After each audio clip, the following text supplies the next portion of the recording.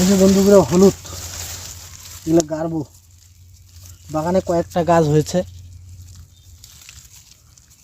তো এগুলো ভালো করে গাড়ে দেবো। মাঝে মাঝে কাজে লাগে, বেশি না, এই অল্প কয়েকটাই, এই কয়েকটা থোপ মাত্র গাড়ি দেবো বাগানে একটা জায়গায়। সব জায়গায় যদি লাগে তাহলে ঘাস মারা স্প্রে করতে হয়, তো বাগানে অসুবিধা হয়।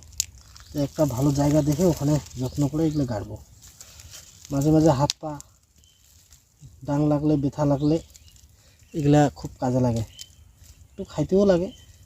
খাওয়ার হলুদ যদিও আলাদা আলাদা বলে এগুলো আমরা দোকান থেকে কিনে খাই, কিন্তু এগুলো গাড়বো আর কি। খুব ভালো গুরুত্বপূর্ণ জিনিস, কয়েকটা রাখতে হয়।